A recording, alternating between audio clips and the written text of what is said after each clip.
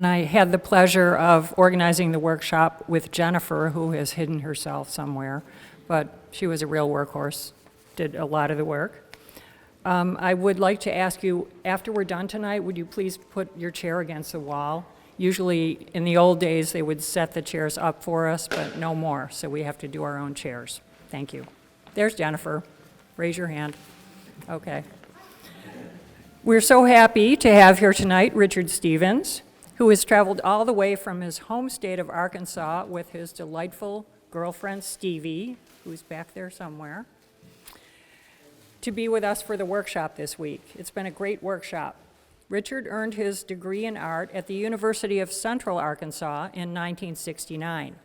After serving in the Army as an illustrator, he settled in Little Rock and soon opened his own design studio. It didn't take long for his loose, impressionistic style to earn him a nationwide reputation. His work has appeared in numerous publications such as Watercolor Magic, Splash, Splash Retrospective, and Watercolor Artist magazine. He was featured twice in the prestigious French publication, The Art of Watercolor, and has won many, many awards. Richard feels that a good drawing is the foundation for all good art, and I think many of us would agree, and says that his goal is to interpret, not to render. What better demonstrator for us as we continue our watercolor practice and try to capture that elusive spontaneity that is so evident and refreshing in Richard's paintings. Please join me in welcoming Richard Stevens. First of all, let me welcome all of you. I hope to get to say hi and meet all the folks that are here tonight that are not in the workshop. I see a lot of my students have shown up to cheer me on and hope that I don't embarrass them too much tonight. But I want to thank the Niagara Frontier Watercolor Society for inviting me. This has just been a special trip for my dear lady Stevie and myself. We were supposed to be here 2 or 3 years ago, and of course COVID hit. But I did have the pleasure that year of jurying your show. I think the awards of your show, or maybe I just juried the show, I didn't jury the awards, online. And as a result, I was introduced to some wonderful, fine artists and their work. And one of the advantages of jurying the show online is I was able to make some comments about all the work. And I hope that those comments were helpful and interesting and maybe even entertaining in some instances to the artists. So thank you for all that. And I especially want to thank Jennifer and Martha and Don and Larry for all, and many others too that are within the society, for all the work that they have done to make this a wonderful trip for me. And the workshop facility is just spectacular. The only one that comes close to it was Myrtle Beach, but I think this is ahead of Myrtle Beach. So thank you very much. Can everybody see the board? See my painting surface? Yes or no? I guess that's a yes. Okay. Can you hear me? Okay. Listen, let's have fun tonight. Let's not worry about, I'm not going to worry about whether I do a great painting or not. Demos are fun and they're challenging, and I've done many hundreds of them. Most of them turn out okay. I hope tonight does too. But if it doesn't, I will be pointing out the things that didn't work that we can learn from. I've mentioned in the workshop a couple of times this week that I've done about 8,000 watercolors in my career, and about 7,500 of those were learning opportunities. And I have a saying that I love and I believe in, and that every painting is simply practice for the next one. How about that? The theme of the workshop that we're doing this week is lighten up, loosen up, which means lighten up here so we can loosen up down here. And we've done a couple of exercises, and we're going to do another one tomorrow, that are based on that theme, and hopefully giving the students some insight into how we can loosen our paintings up, be a little more spontaneous, and perhaps even enjoy the process a little more. So those of you who are not in the workshop, maybe someday we'll get a chance to do this again with you up here. And again, thanks to Jennifer and Dawn and Martha and Larry for all their help. How about that? Now, If you have any questions or comments or want to come up here and help me when I'm painting, please feel free to do that, all right? What I'm going to do, I was leading up to this, knowing I was going to do a demo for you guys tonight. I've been thinking about what subject matter I wanted to paint. I'm all over the board when it comes to subject matter. I love doing landscapes and florals and some figurative and portrait type work, still lives. I love industrial subjects. I love boats. I love to paint boats and all that. But I got to thinking, I said, what's gonna be appropriate up here? And I said, oh, I know, a waterfall. How about that? These people know waterfalls, but I'm gonna do you an Arkansas waterfall, if that's all right, And let me share the process with you. Again, I hope you can see this well. And you can hear me okay still. It sounds like I can hear. All right, this is a photograph that I'm going to use as my starting point. The photograph is simply that to me. It's a jumping off point. I don't always or seldom follow the reality of the photograph. In fact, that's one of the tenets of Lighten Up, Loosen Up. We're not obligated and locked into the literalness of our photograph or reference material, whether it be a photograph or a plein air situation when we're painting outside. We are the art director, we are the boss of our painting, so we can make those decisions, and that's, again, part of the joy. But this photograph I really was attracted to. I love the darks and the lights. I'm a contrast painter more than I am I'm a value painter more than I am a colorist, so this really offered me a wonderful opportunity to use darks and lights. It also was representative of the area where I live in Arkansas. We're mostly a wooded state, and I've certainly walked through woods and seen these little rivulets and streams, and so I'm connected to it emotionally. So that's a real good reason to paint something. So there's our starting point. I'm also, as my students can attest, I'm a big advocate of value sketches. And this was, in fact, I'll just fess up right now, I did this painting this morning in our workshop as kind of a warm-up, make sure I kind of knew what I was going to do. So this was a value sketch I did this morning, working from this original photograph. And the value sketch, I do those in black and white, obviously, with on Bristol board, Bristol paper, using just a black, Payne's gray actually is what I use. Payne's gray right out of the tube is very dark, and we can water it down to very light values. So here's my value sketch. The value sketch is determined, of course, the lights, darks, and midtones, but it also lets me place the objects, design the composition, size and position, as it were, and gives me a good roadmap in entering the final painting. And also I do my value sketches, I said with Payne's gray, but that's with a brush. So I am actually practicing the painting when I'm doing my value sketch. Many of the same brush strokes that I make in the value sketch are going to be repeated in the final painting. So there's that. Let's see what I did this morning. Oh yeah, okay. Can y'all see that at all? It's actually a very simple painting, a three-value painting. Wonderful lights, the white of the paper, mostly. Wonderful midtones, and then real rich, strong. Don't be afraid of the darks. All right. So here was my practice this morning. I was pleased with it. If I can hit one this well tonight, I'll be very happy. Okay.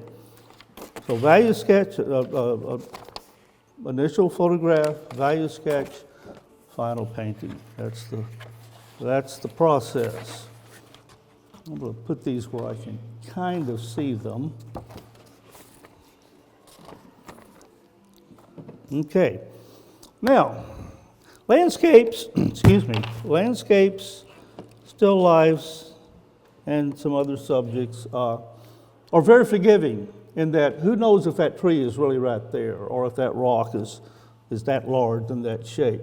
So we we don't have to be too terribly concerned about accuracy with landscapes and some other subjects. When we get into architectural, where we have, we need to pay attention to and be kind of accurate with our perspectives, and certainly portraits and figure work, flaws show up real well there. So anyway, so I'm going to just draw, number 2, office pencil, a little bit of information about the materials I'm using. I know that's always interesting to folks. 140-pound cold press arches. Has a little texture to it, so that'll be very helpful in this particular painting. The pigments that I use, mainly Daniel Smith, but there are many, many good manufacturers. Holbein is a really good color.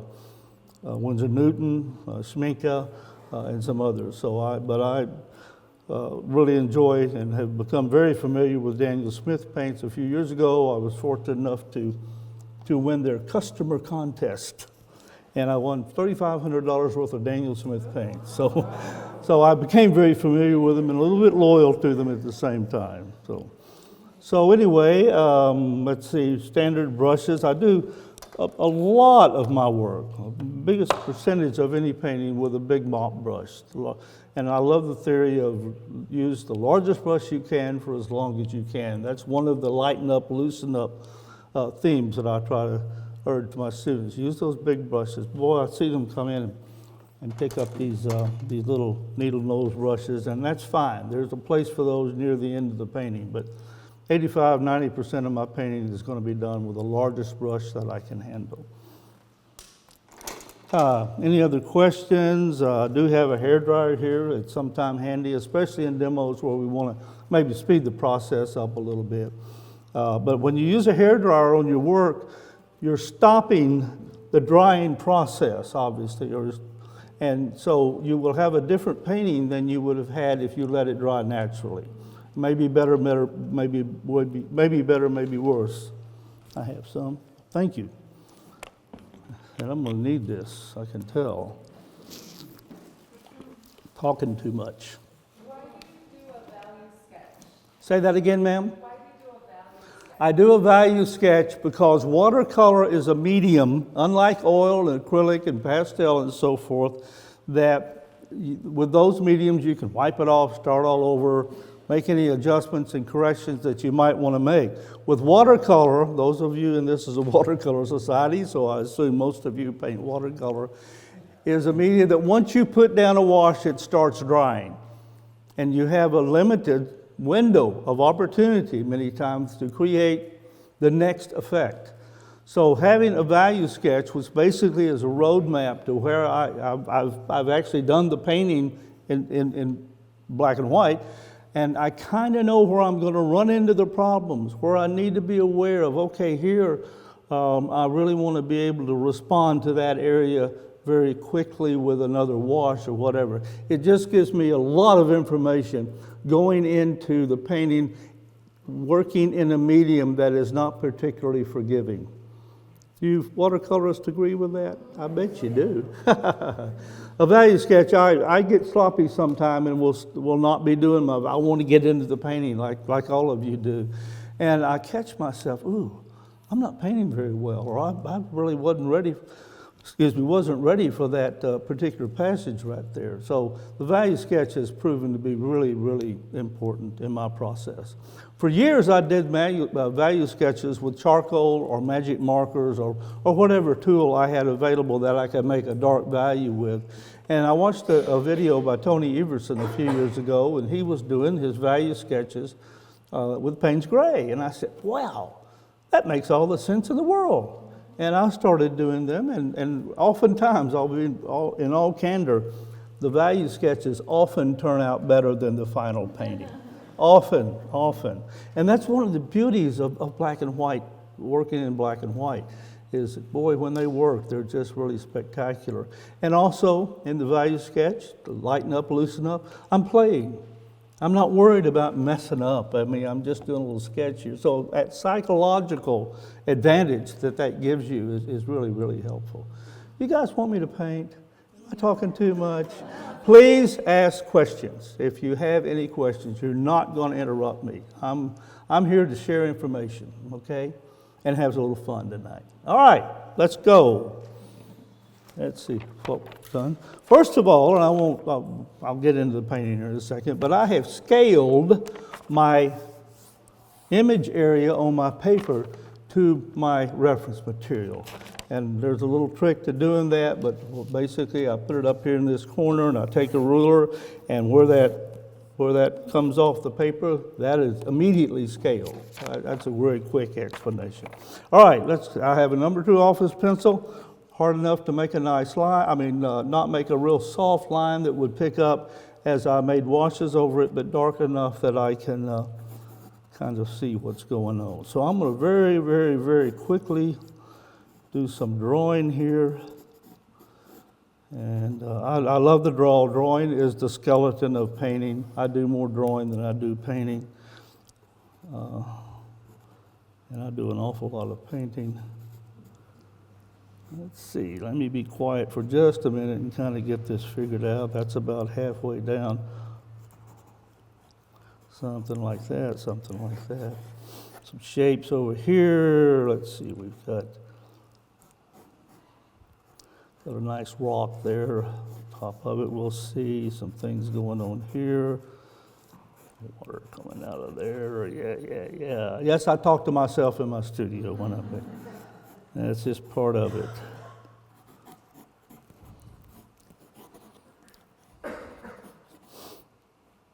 Okay, maybe bring this down a little farther. Yeah. Okay, I think that's really probably enough that tells me where I want to go. Yeah, okay. So, quick pencil contour drawing on my watercolor paper. I don't overdraw it. I don't really try to absolutely replicate what's here, because I want to be loose and juicy. I'll let the brush strokes and all that take care of that. But it's a basic size and location and position of everything. And yes, that looks. Let's see one little thing. I probably want to do something like that. Okay, here we go.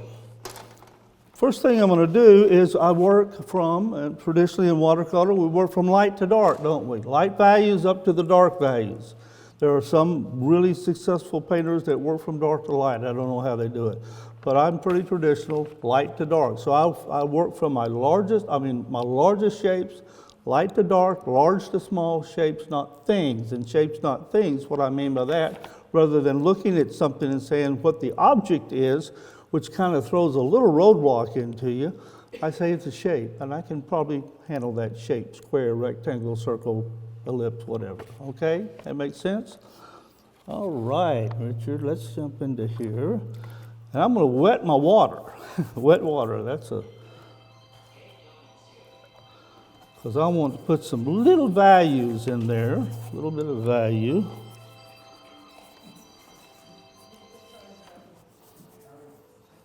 I was teaching a workshop, I think in Florida, and the fire alarm went off. Well, that wasn't a fire alarm, I guess, and everybody got up and ran out, including me.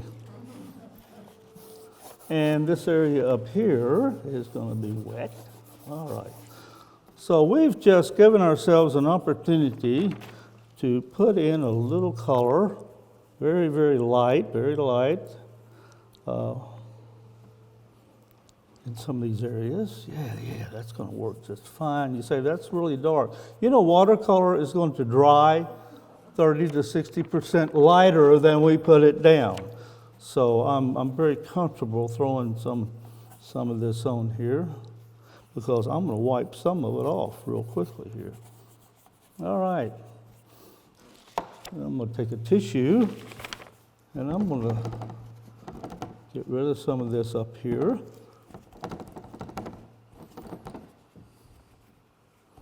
Same in here, a little bit over here. Yeah, that's working pretty nicely for me. That's what I want. And up here in this area that I wet up here, I'm going to put a little blue sky. Tone that down a little bit. Again, by adding water, we're lightening the value, and that coupled with the fact that it's going to dry lighter anyway. Throw a little yellow up here, Quinn Gold. Yeah, make that kind of interesting looking. Throw a little blue into that. That's too much. So I really want to lighten that. I paint very quickly. I let things happen rather than try to make things happen. I like that concept. And of course, the old saying that watercolor will paint itself if you let it, there's a little bit of truth to that.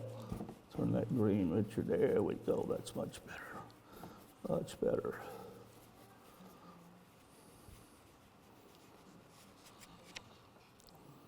Yeah. Yep. Okay, that's working pretty nicely, I think. Lift some of that out. Make a little modeling up there. There we go. Okay, good start. I'm real happy with what we've done so far. While that is drying for just a second, same brush. I'm going to mix me up a little gray. The way I make gray is I'll use ultramarine blue and raw sienna. Makes a nice gray. We can lean that toward a warm or a cool, whichever way we want to take that gray.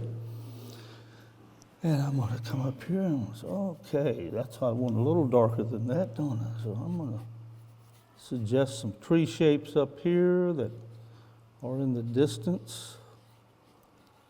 It's a little wetter than I want it to be right now, and that's why I have a hairdryer here.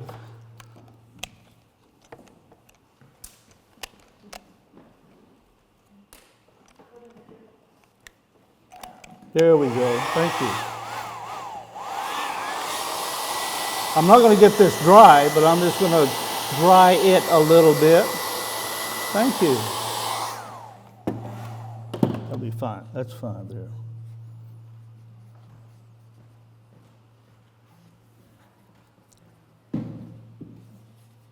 I'm suggesting some trees back here in the background, and I'll do a little more work on those, make some twigs and branches, and have a little more activity there.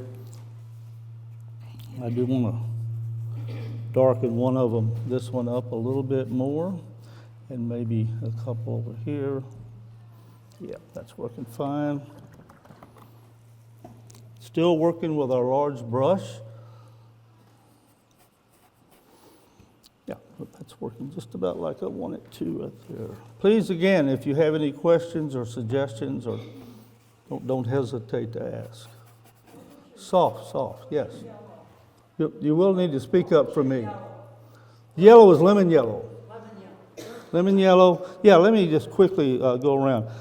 Ultramarine blue in my cool colors. Ultramarine blue and a turquoise, teal blue right here. Lemon yellow, yellow ochre, quinacridone gold, and orange. I don't know what the name of it is. Hyaline red, alizarin crimson, raw sienna, burnt umber.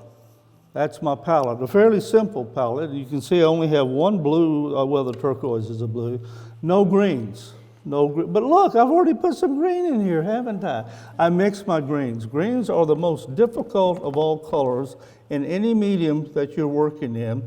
And I have found that I'd rather just mix my own greens. And a wonderful green is ultramarine blue and alizarin, not alizarin, but quinacridone gold. Just any blue with any yellow or any gold is going to make a green, but you discover the ones that you really like personally. Okay, that's a little. You're working in your studio. Do you work at that much? I work at even a greater angle than this in my studio. I really love to let gravity help me move things around. Now, I sometimes will lower it or raise it or even pick the gator board up and move it around some. But yes, I'd work at an angle and I stand up as long as I can.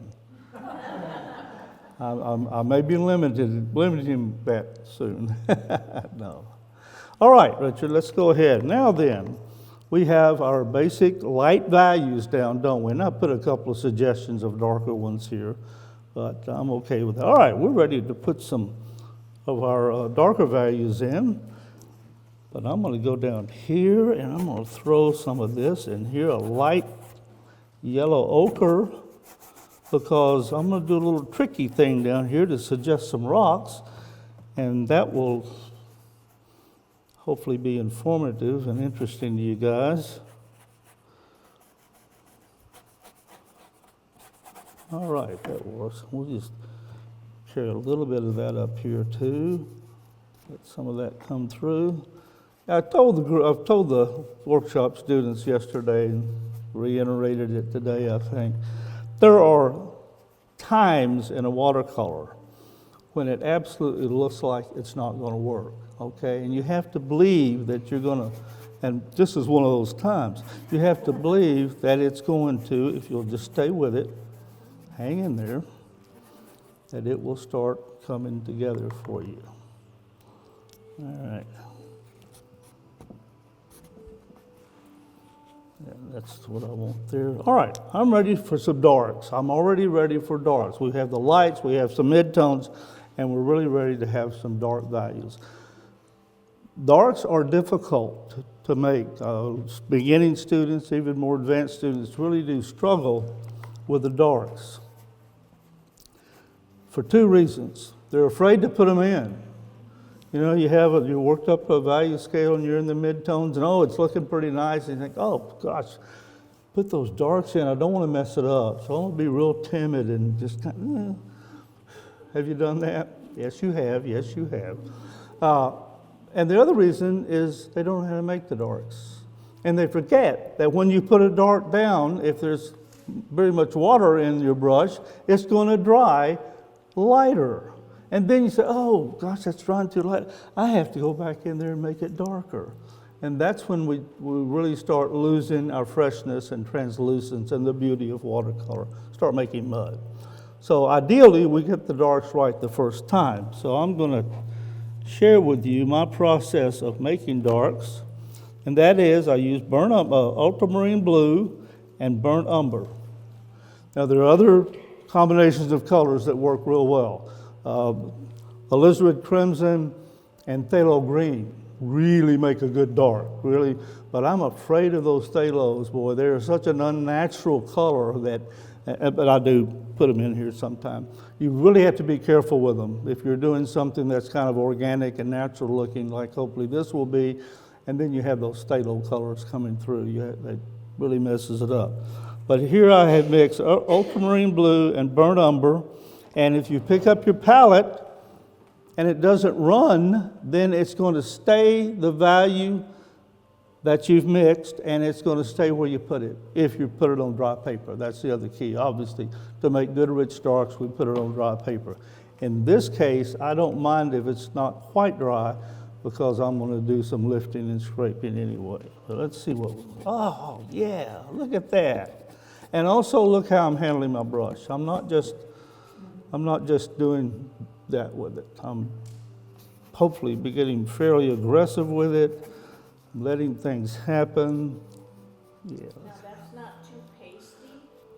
No, not for me. I like this. This is just fine.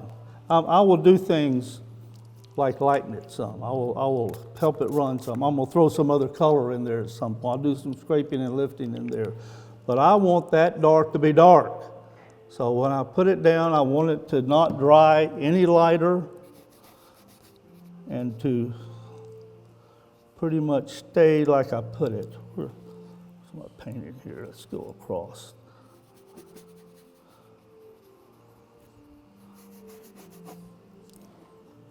I'm putting more water in my brush now because I want to lighten it up just a little more of a gray than a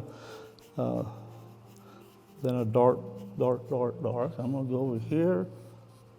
Oh yeah, that's working very nicely there.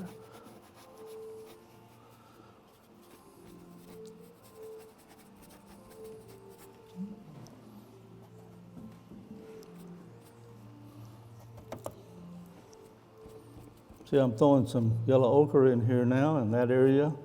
If I throw it in real thick, right on top of that dark, and it almost acts as an opaque paint. I'll go back and get some real darks again.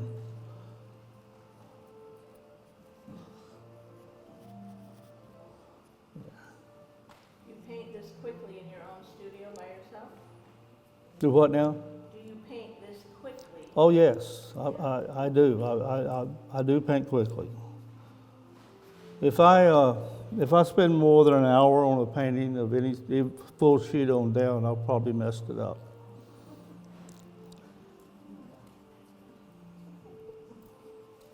Yeah. You mean you don't paint quickly? I was a commercial artist, graphic designer for 48 years, and one of the things that was very important in our industry was the faster you could get something done, usually the more you could make on it. And I just developed a habit of working quickly and working confidently. And then when it comes to watercolor, I'm willing to really mess up, but I'm also willing to give myself an opportunity to do something pretty special. And if I'm real tedious and careful and making sure, it's not going to happen. It's not going to happen. But if I slap things around with thought, there's a good chance that I may have some good things happening. Good chance of that. And I see that I've kind of messed up right there, talking a little bit too much, so I'm going to try to maybe reclaim a little light area there. It's all right, we'll be fine. And now I'm down to here, yeah.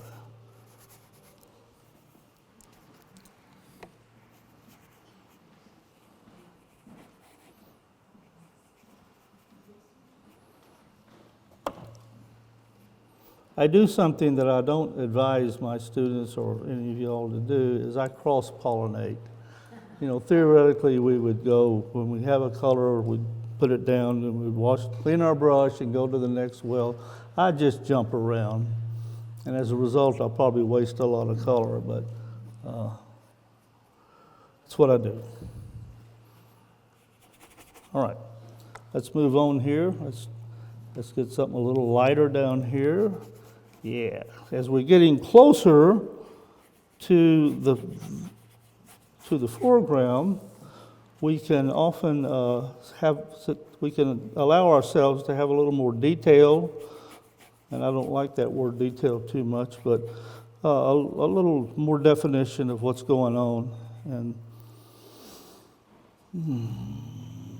yeah. And I will do that down here. All right, let's see. This is a nice little shape here I like. I want to make organic shapes. There's a straight line. I don't like those straight lines, so I'm going to mess that up a little bit there. Yeah, that's all working well. It's working well. This is a little bit more. I want to cover that up. I want to bring that out a little. Yeah. And yes, again, I talk to myself. Okay, it's not real interesting right there. I want to change that shape up a little bit. Yeah, that's a little better, I think. Now then, I have reached this point.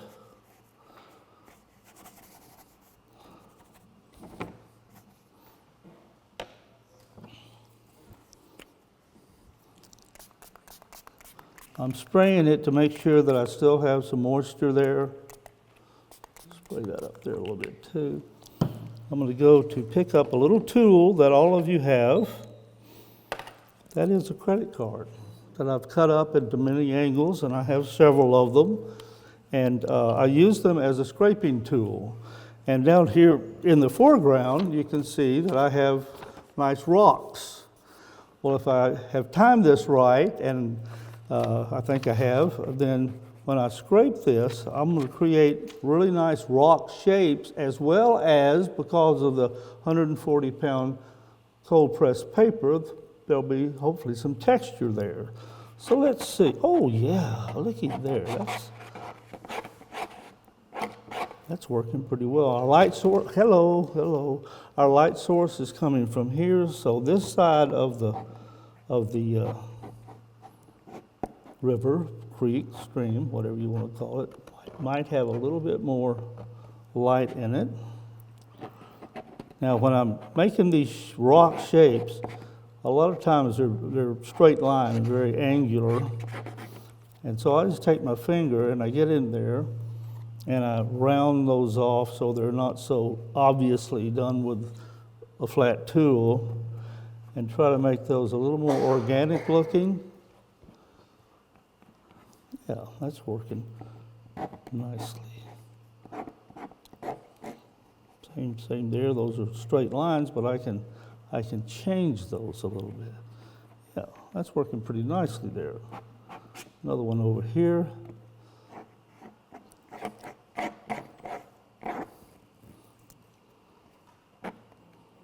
Another one there.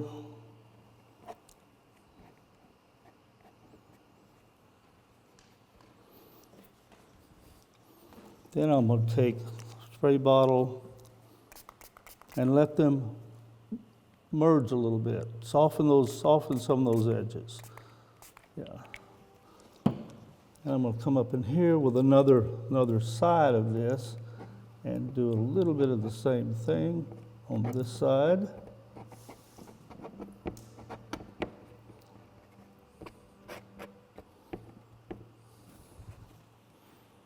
Yeah.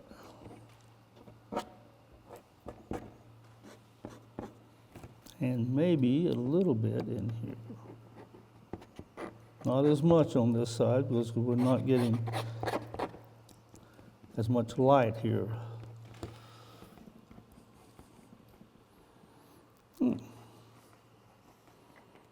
Okay, yeah.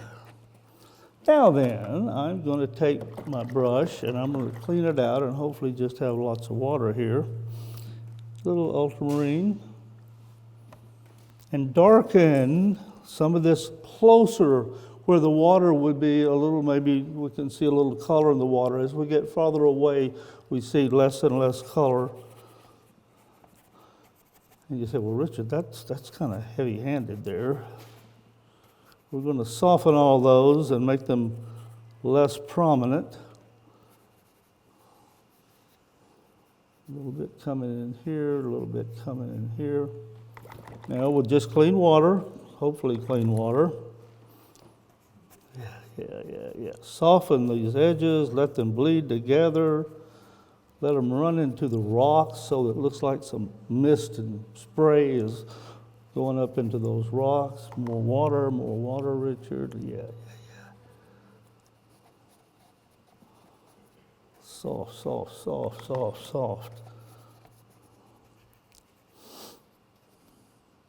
Little hint of something up here, maybe not too much.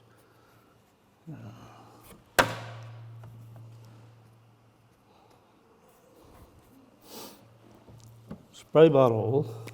Spray all of those things again to let them be more organic. Yeah, that's working.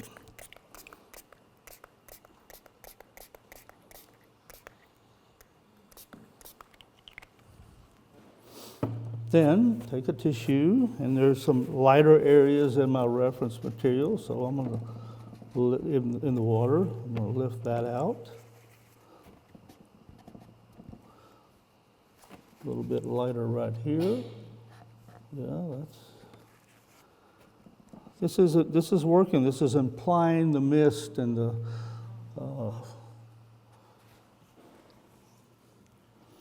the spray that I want.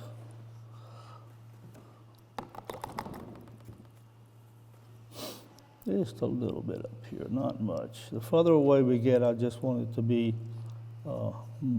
more whiter. I do a lot of painting with the tissue. I have a little line there that I do not like, and I think I can scrub that out. Yes, I did.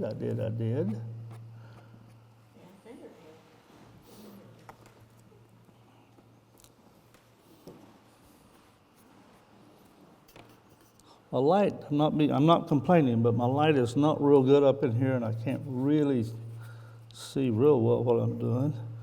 That may be a blessing. All right, for the first time, I'm going to pick up a flat brush. And I'm going to get down here and very quickly make a light's coming from here. There's some blocky places in these rocks.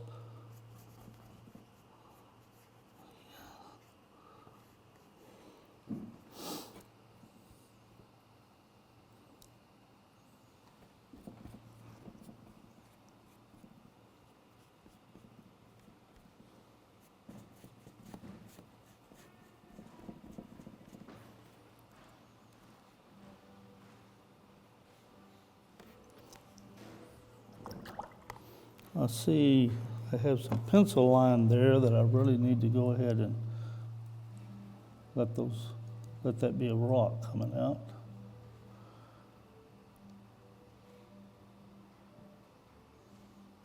I'm looking for straight lines that I can get rid of.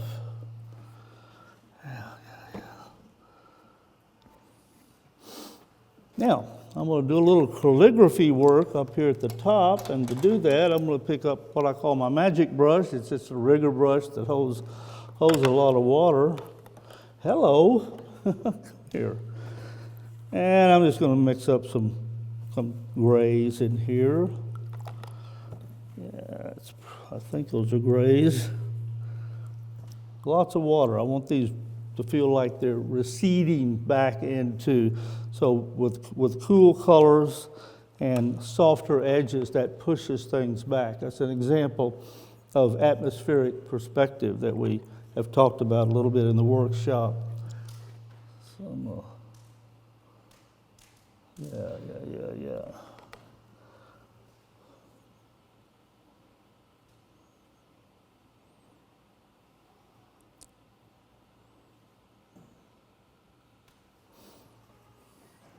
Little calligraphy work.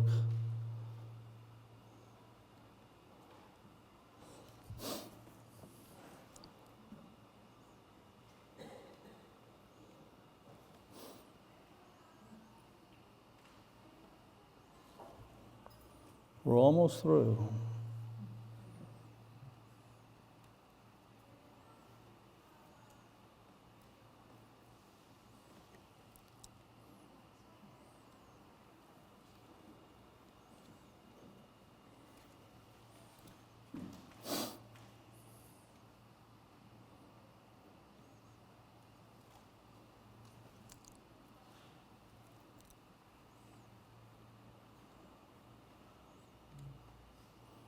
Yeah, we don't need to do a whole lot more than that.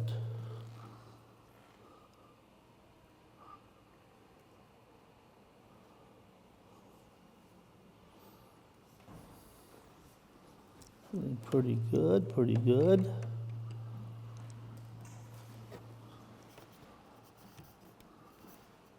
Really, again, I can't really see what's going on in there. So I'm going to do a little lifting maybe. Yeah, that worked. Rather be lucky than good. Yes, sir.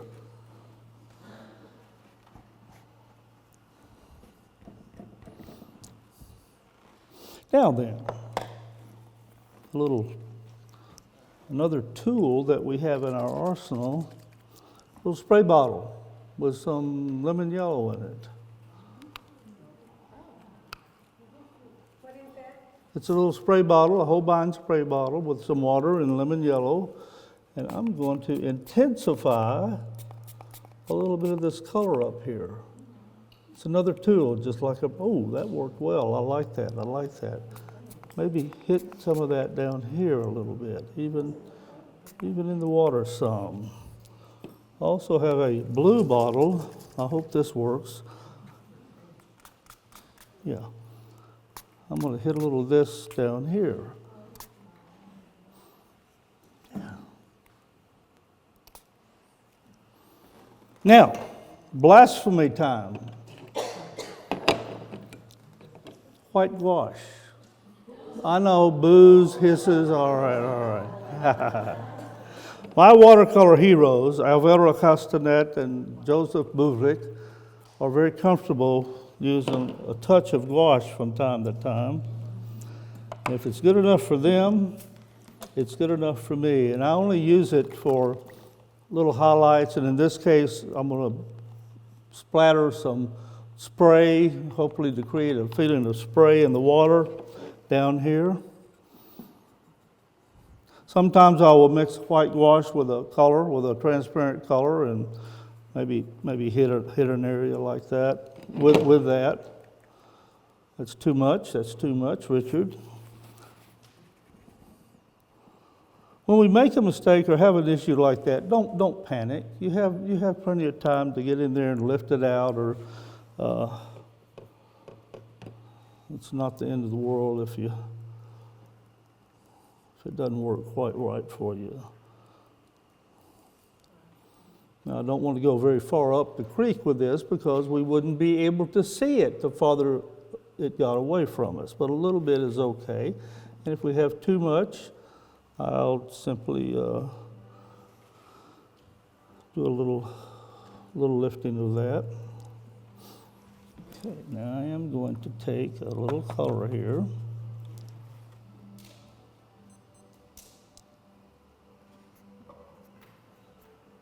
We can also just take transparent watercolor and right out of the tube pretty thick with no water and use it as an opaque paint if we want to. We usually think we can't go back and claim a light area over a dark, but there are times when we really can if that's important.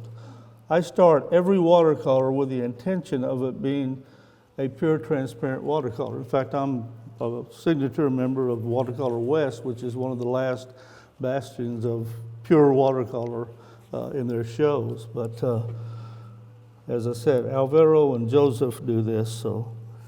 And mainly just the splatter there, that's all that is. All right. I'm going to do a little bit of calligraphy work in these rocks to suggest some cracks and direction here. Not much at all. Enough to add a little interest. Maybe a little up here too.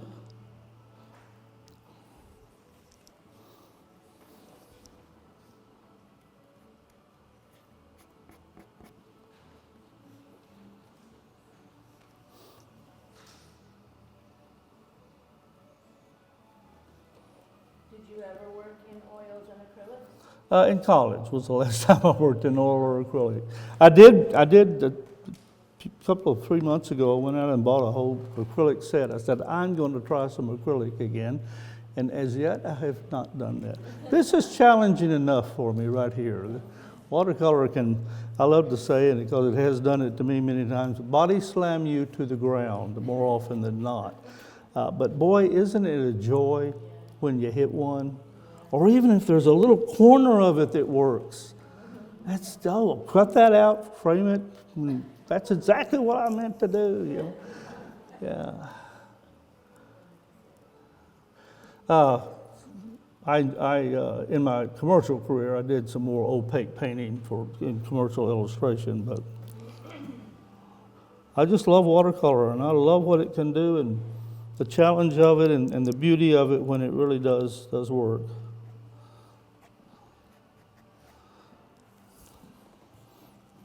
One other quick little stroke here, and I'm going to be through.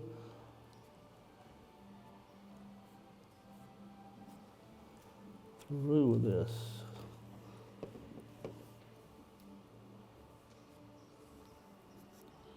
It's a little busy down here in this corner, a little bit, and a lot of angles going kind of the same way. So I really I want to change that some. I mean, this is where we have the most, we can see the most detail down here in this corner as it is closest to the viewer. I'm going to tone that down just a little. Yeah, that helps. I like the lost edge that I was able to create using the spray bottle. The rocks seem to be going into the water, and they get the Misty spray going on there. That's worked pretty effectively. I think all that's dried just a little bit. I'm going to intensify that a little bit more. Okay, I'm about to tell you why I paint watercolors. And that is so I can pull up the tape. That is the only reason. If it wasn't for that, I'd be doing something else, I'm sure. You know what I'm talking about, don't you? Yes, you do.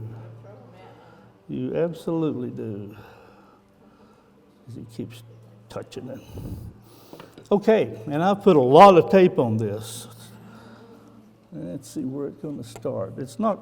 I better dry it just a little more.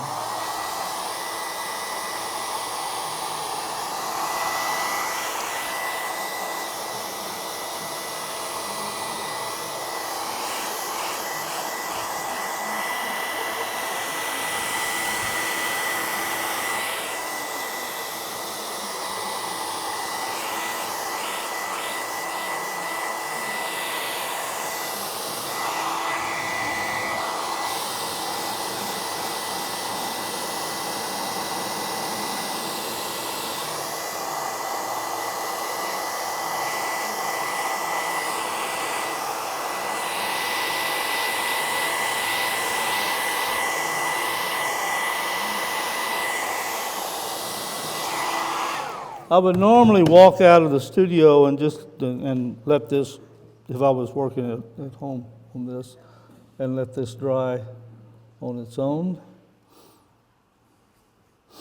I'm going to do one other quick little thing, if you'll forgive me, now that I have some dry paper. Take this right here.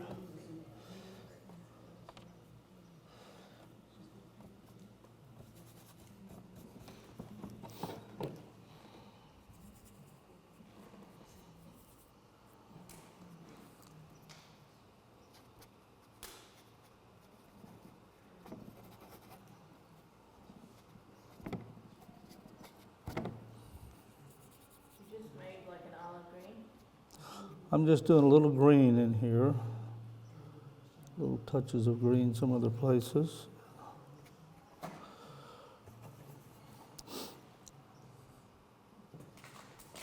Yeah, that's enough of that. Okay, as dry as it's going to be for a minute. Ooh. Now, I always urge my students to always pull your tape away from the interior for painting, as inevitably, especially if you have left your tape on there for a few days or a long time, it'll often will tear your paper. The better the paper, the less likely is that to happen. But always pull away from the interior. Say that again? At 45 degrees. That's the degree you pull the tape up. Yes. Very important that it be 45 degrees. Larry taught me that today. All right.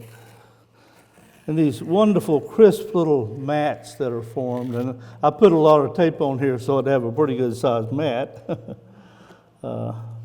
Really do clean up the painting and make it look much nicer. Oh, I think that's going to work okay. I'm not unhappy with this. Can't always say that.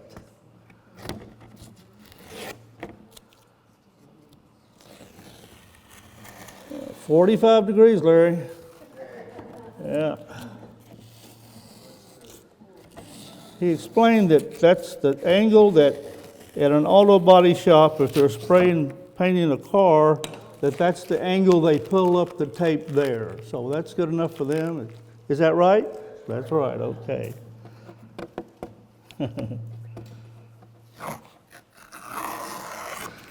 Boy, I had about a roll of tape on here, didn't I? Well, that does make it look a little better, doesn't it? Now, you guys have seen, well, Actually, you were seeing it, I forget, you were seeing it right side up, weren't you? I think you thought you were seeing it in the mirror. But I hadn't even looked at it myself in the light. Oh, I can't show this to them. So here's the finished product. And I think we did that in less than an hour, didn't we? Maybe about 45 minutes, something like that. What'd you see? I painted quickly, didn't I? I took chances. I was willing to just slap things around and let the water, pigment, brush, and paper do most of the work, having confidence that if I'll do my part, which is coming up with a good design and a decent size and position drawing, that I have a chance to have a good painting. Yes, sir. Is that an anonymous stream, or does it have an... It was actually from a photograph that I took. It's anonymous, that I don't know the name of it, but it's just a little stream in Arkansas running down a mountain. But I love the white against the light against the dark, the contrast that created. So here we go. Thank you. Any other questions? Yes, ma'am. What color blue is in the spray bottle? Say that What blue did you have in the spray bottle? a little louder for the old man here. What blue did you have? Oh, I had ultramarine. Ultramarine's the only blue I have in my palette. I know. Cerulean tends to cake up on me, and it's a beautiful color. I do have a turquoise teal, which I'll throw in every once in a while just as a fun accent color. But I have the cerulean blue and then a lemon yellow, and I also have a red or an orange someplace. The three primary colors. And sometime in a painting, I look at it, I said, boy, I'd like to punch that area up after the fact, after I've already done the painting. And of course, if I try to go in there with a brush and do that, I'm probably not going to mess it. I am going to mess it up. But by spraying it, it doesn't disturb anything. It just adds the intensity of the color. I saw a gentleman watched a demonstration years ago of a fellow that was doing the spray bottles, and I thought, well, that's at the time I was kind of offended by it. You know, that's not pure. But the more I thought about it, it's just another tool, isn't it? Just like a brush or a scraper or whatever else you might want to use. Yes, question? So, Richard, I'm a little curious about your evolution. Have you always painted this gestural and this quickly? I pretty much have, but the difference in my painting now is for years I painted with a 2-inch flat brush and very angular and covered a lot of area with that. And then I discovered the mop brush. But yes, I have always painted quickly, letting things happen rather than trying to make them happen. Does that make sense? And that's hard to do because you're also willing to mess up that way. But it's just a piece of paper, you know. Yes, question. Do you pour out fresh paint every time you paint? I paint real often. I mean, almost every day. So I do usually squeeze out a little more fresh paint in the main colors that I use. And a little rule of thumb, people in my workshops, I'll walk around and they squeeze out just a dollop of, just a little bit of paint. And first time they go to it, it's going to be gone. Finally came up with a visual. I squeezed out at least as much paint into my well as I would squeeze toothpaste on my toothbrush. At least that much. So that gives you kind of a visual. Yeah, that's a good starting point. Good question. Any others? Yes, ma'am. Add to it the tip about the sponges in your palette. Say that one The more. sponges in your palette. Yes, I have sponges. The sponge is the way that I control, or not control, but kind of understand my water pigment ratio. I'll go to my well, my water, pull my brush out, it's full of water, isn't it? I'll touch that sponge, and because I've done that millions of times probably, I have a pretty good feel of how much water is in my brush. Then I'll go to my well, and I come away knowing, okay, the water pigment ratio is kind of this, and then if the paper is wet, I have to factor that in to know what's going to happen. But the sponges are my vehicle to control the water pigment ratio. Some people will have a paper towel or toilet paper or a rag or whatever. I just use the sponges, and they work real well. That works well for me. Good questions. Yes, ma'am. Tell them how you preserve the paint on your like overnight or something. Oh, yes, yes.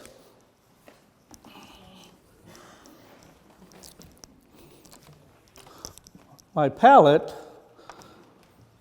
is in another container that is called a Masterson. The manufacturer is Masterson, and the palette does not come with a holder, as it were. But my palette is as large as any palette you're going to find. I mean, but this is a fairly standard size for a large palette. Obviously, there are a lot of smaller ones that also will fit into here. And so, when I'm through painting, I put my sponges in here with some moisture in them, not sopping wet, but just damp. And I seal it all the way around just like a piece of Tupperware. And I burp the air out, and this product will maintain the freshness of the pigment for several days. Whereas if I just left it open or even had a cover on it that is not airtight, it's going to dry up overnight. And then you're working with dry pigment, and you have to either, well, if you're working with dry pigment, you're working with colored water basically. Any more questions, please? Yes, ma'am. And So you never activate your paint with water? Do you activate your paint with water? well, sometimes if I look like it's a little, I'll just spritz the top of it. But I don't want to do much of that at all, because what that's doing, that's diluting the intensity of the pigment in the individual wells. Water is the vehicle that lightens our painting. It's a very, very valuable tool to working through our paintings, but we also, it can work against us if we don't want things to get lighter. So usually in my wells, the individual wells and my palette, fresh paint. Just fresh squeezed out. In fact, this evening when I got here, I squeezed out fresh paint on top of the areas that I was going to use. Yes? You don't get mold because you Yes. paint often enough? I paint often enough, but you can still get some mold. And there are certain colors that tend to mold more and faster than others. Alizarin crimson is one of them that develops mold pretty quickly. I think the cerulean colors, which I really don't have much, I mean, cerulean blue does, and probably some others. But yeah, I check for that, and I just get a tissue and clean that out. And I've been told, who was it you, Larry, that said by spraying what? White vinegar into that area that will immediately take away the mold. I don't know what it does to the pigment, but might help it, who knows. Any other questions? Please. Do you ever spatter with mask or use masking? I do not use masking tape. I'm not masking fluid.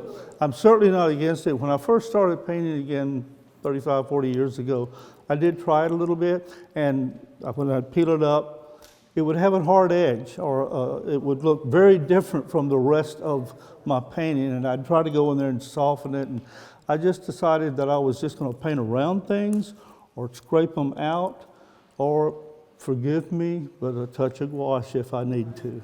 But I have many artist friends who are really good at using masking fluid, and there are some examples in the show, by the way, your show, of some wonderful use of masking. Okay, I'm on fire here. I have answers for everything. Well, I really have enjoyed. I really enjoyed sharing information. Both my parents were school teachers. Maybe it's in the genes. I don't know, but I have a love and a passion for watercolor, and I really do like to share the information with other people that care, and maybe it'll help them experience the joy that I have, especially as we get older. It's really not, boy, I wake up every morning, I want to get to paint today. That's what I want to do today. That's kind of fun. It's not a bad deal at all. Thank you so much. Do what? Thank you.